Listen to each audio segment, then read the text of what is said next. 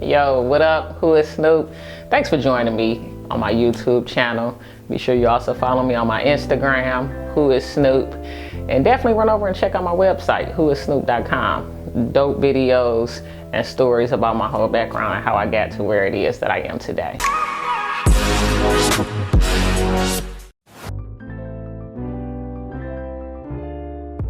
A lot of people just really don't know the difference, number one.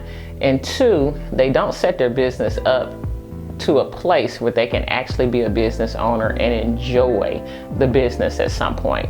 Of course, in order to get there, both individuals start off the same way. So, person A is a business owner and person B is self-employed. I'll tell you the difference in those two.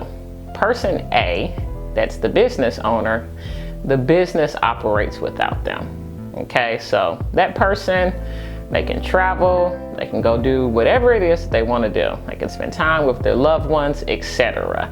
And the business continues to operate, whether that person is there or not.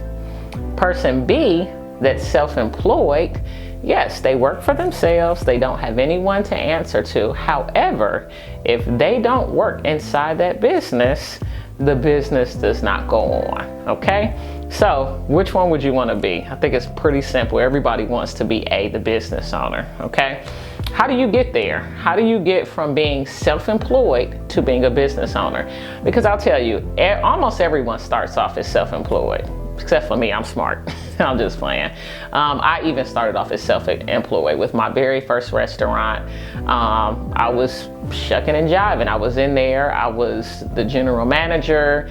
I was going and picking up the inventory. I was helping train staff. I was helping hire staff, etc. Almost everything in that business relied on me. If something was to happen to me, that business would have closed the very next day. But what I started doing as I grew and as I learned the business, and as the business grew, I was able to hire staff and I started replacing myself. So I started saying, okay, this is what I do. This is what has to be done for the business every single day. I'm gonna hire somebody to come in and do these things. I'm still gonna manage that person now, okay? Don't let them just take over your business now. But this person is going to replace me.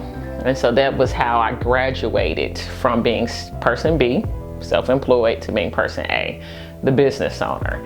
Now as I create businesses, I've learned that. And so nothing is ever my job. So if you go to Escobar, when you see me there, I'm chilling, I'm having a drink, I'm enjoying, I'm laughing with my friends, etc. Because guess what? Nothing in that business relies on me. So all of the food has gotten into the business, the alcohol, the business is clean, everything that's going on, Snoop is not doing any of those things. Everyone has a job, and Snoop's job is just to manage everyone else and make sure that everyone is doing what they're supposed to do.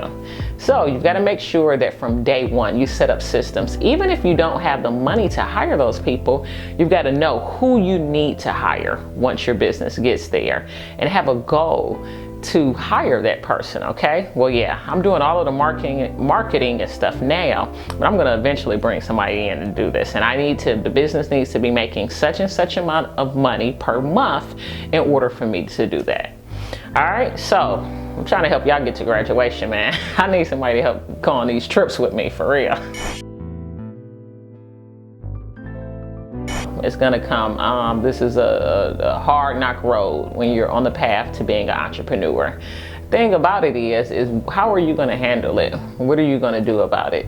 I think for me in the beginning, that was definitely a major thing that I had to learn with is how to deal with business stress. I really just used to allow it to control me, to change my attitude. Anything that would happen in relation to my businesses would just really get me down. And I think that with experience, as I always say, experience is your best teacher. You really learn how to handle and deal with stress. I'm at the point now that unless it's something that's going to shut the business down, the building is on fire, etc., it's really not going to rattle me because I've been through so much and I've seen myself overcome so much. And so we all have those stories of things that we've overcome And the more that you overcome and the more that you deal with, you realize that it's not as big as you thought that it was. So number one, the experience. Two, you already know I'm in the gym. I'm in the gym, baby. But having some type of outlet, something that you do outside of business to take your mind off of things really, really helps. For a lot of people, it is going to the gym and working out. It may be traveling.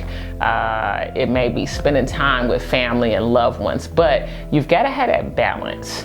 It's really, really important to make sure that you have that balance, and make sure you quantify whatever it is that's going on. A lot of times we let things really, really get the best of us, and in essence, it's really something small. So make sure whatever you're stressing out is worth that high blood pressure. Seriously.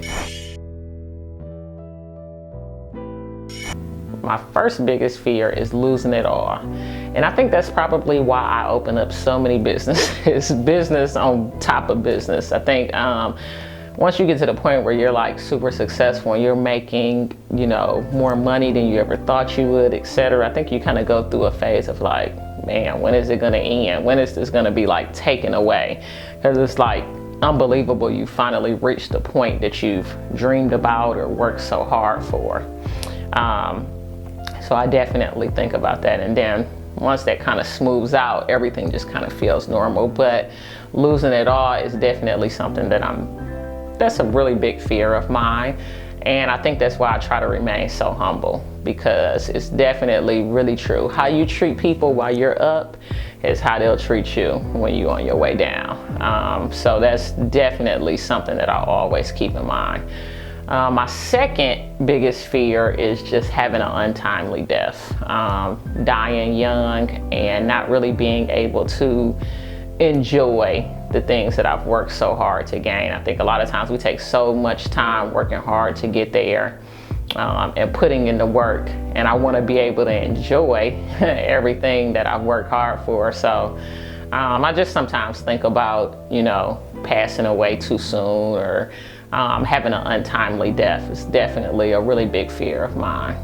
All right, enough of that sad shit. Thanks for joining me. Stay tuned for the next episode. Yo, there is no better time to start a business than right now. And I've got the perfect tool to help you to do so. My Masterclass, How to Start Your Own Business, Entrepreneurship 101. So if you're looking to start your own business or to further the business that you currently have, this is definitely a masterclass that you don't want to miss out on. Every online course that I have also gives you a list of referrals. So I'll also be giving referrals on the best CPAs, attorneys, bankers, credit personnel to work with here in the industry as well. So be sure that you guys head on over to my website, WhoIsSnoop.com,